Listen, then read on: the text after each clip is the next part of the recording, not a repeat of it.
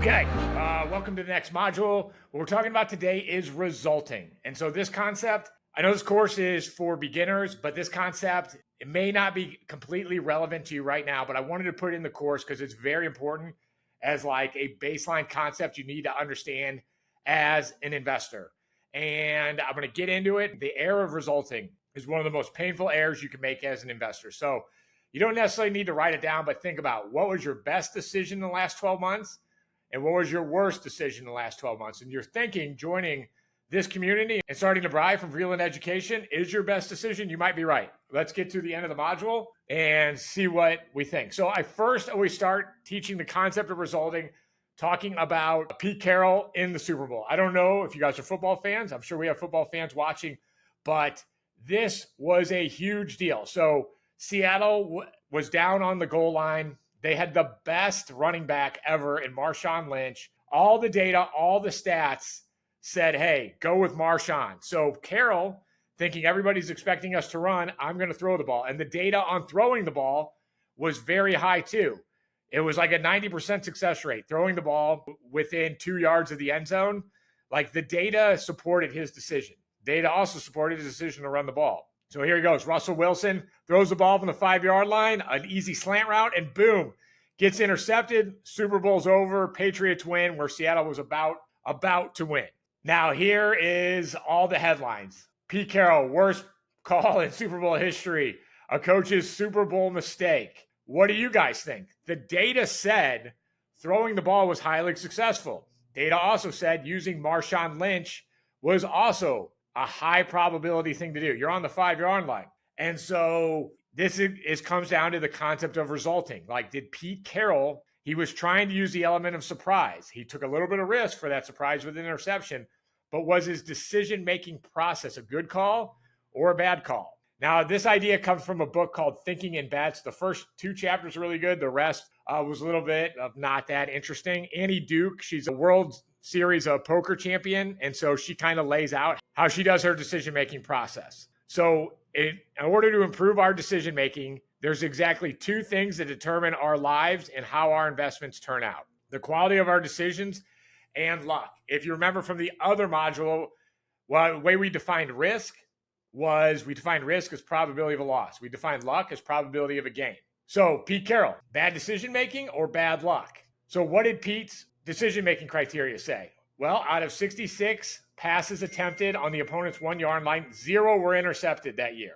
So, okay, high probability of success. In the previous, and they have an analytics guy, I'm sure he knew this data. In the previous 15 seasons, only 2% had been intercepted. So Pete Carroll's looking at a 99 to 98% success rate. Like, it made sense to do this call. 2 more plays, 3rd and 4th down to run the ball. Oh, that's a great point.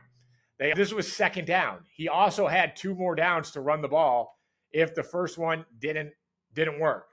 And so he was going for the element of surprise. If we didn't know the result, all of us would probably be like, yeah, you're going in with a 98% success rate. You keep the initiative by the element of surprise. That's a sound decision. And so Pete Carroll's response, and it's a good response, was it was the worst result of a call ever. The call would have been great if we catch it. It would have been just fine and nobody would have thought twice about it. So once again, what was your best decision? What was your worst decision? Follow-up question. Are you rating the decision or are you rating the result? And this is a habit I had to build for myself because most people tend to rate the result. I always rate the result. It took a lot of kind of disciplining and training to say, hey, is my decision-making sound? So back to Pete Carroll, back to your best decision or best result or your worst. So was it a bad decision or just a bad result? I've had plenty of deals where we followed the process perfectly. We did everything right of the best process we knew at that time, but we got the result. We didn't get the result we wanted, so we had to improve the process. And here's the problem. Bad results hurt. You want to avoid those bad results, but it's dangerous to make decisions based on result. So this is how we define resulting: the tendency to equate the quality of a decision with the quality of its outcome.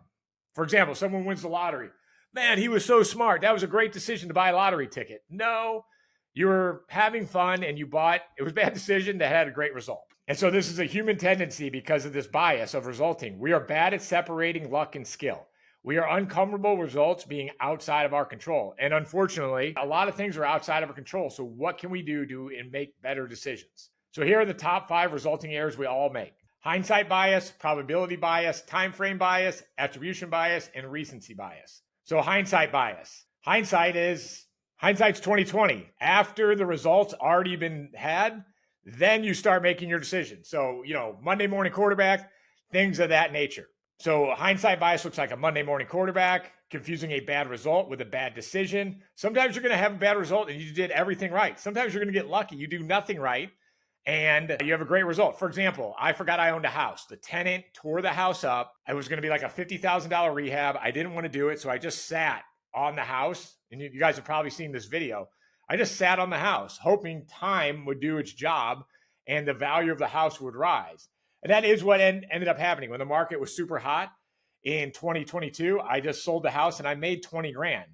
I had a great result and a horrible decision-making process. That's what resulting means. Now, what if I made it a process to start forgetting about houses and then trying to wholesale them 3 years later? I would get burned. The other confusing thing about a bad result is they make us second guess our decision-making criteria.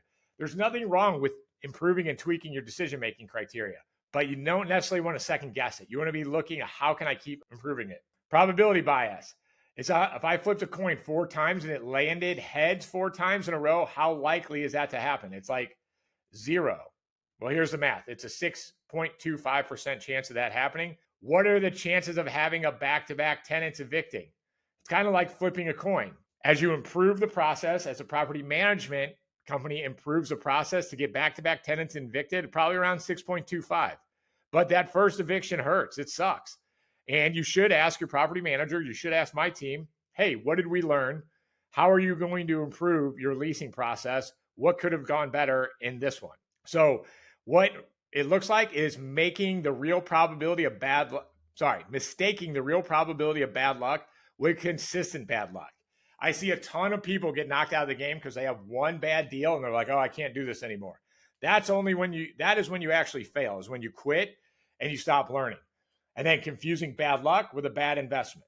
So sometimes a bad result will happen. The provider does everything right. The owner does everything right. Everybody does everything right, but something outside of their control just happens. And luckily with real estate, if you give it enough time, generally it corrects itself. Time frame bias. So the average poker game takes 2 minutes. 3 hours of poker is 30 plus games of poker. So that's lots of feedback loops to make decisions to improve your poking player process. How long does it take with real estate? This is one of the things that isn't great about real estate, not fun about real estate, is it takes time. Like one of my favorite adages, real estate is like a bad haircut. But to heal haircuts takes time. So what it looks like is using too small of a time window to determine a win or loss. I've seen a lot of people walk out on great real estate investments and their core 4 return is like 400% in like 3 to 4 years. But since they have a couple make readies and some maintenance, they're like, oh my God, it's not cash flowing. I'm going to get rid of this investment.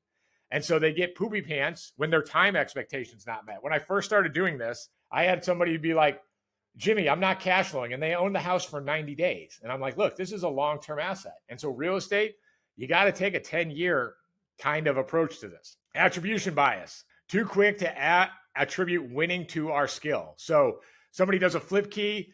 They have a great result and they're like, oh my God, I'm the best house flipper ever. It's like, no, you worked with a great provider who did a great job, but you still have a lot to learn as a flipper. And contributing a negative result to bad luck. Sure, luck is involved, but I learned this in the military after action reviews. Bad luck happened all the time, but what could we do to improve our planning process and our execution to eliminate bad luck to the greatest possibility? And that is the game of investing. How can you mitigate bad luck, mitigate risk to the best of your ability? So what it looks like is not using results to learn lessons and update your decision-making criteria. Recency bias. What it looks like is projecting small probability events as the norm in the future, either good or bad. Straight line thinking, lack of regression to the mean thinking. So if you have a great result, you attribute that, hey, that's what every result's going to be like. That's what hindsight bias looks like. So to improve your decision-making, what makes a decision great is not that it has a great outcome. And I learned this in the military because a lot of times I was young and I was stupid and I took too much risk. but we accomplished the mission. And so what keeps me up at night is all the times I did not have a great planning process and a great execution process, but I just was like, hey, mission accomplished. We did good. It's like, it's a very immature attitude. It's something that I had to grow out of. But what makes a great decision is not a great outcome. A great decision is a result of a good process. Because remember, from the previous module, your number one job as an investor is to create a buying criteria, continue to grow it, and make decisions based off it. So to summarize it, top 5 resulting errors we all make: hindsight bias, probability bias, time frame bias, attribution bias, and then recency bias. So that's resulting. And then I just did this. It would have been too long of a video to put it in your number one job as an investor video, but I love that concept. Remember, your number one job as an investor is to develop a buying criteria and make decisions based off it. How you'll succeed as an investor is how you make your decisions. So hope you guys enjoyed this video. I know it was a little kind of ethereal and out there, but it's really critical for the mindset of investors. So see you guys on the next video.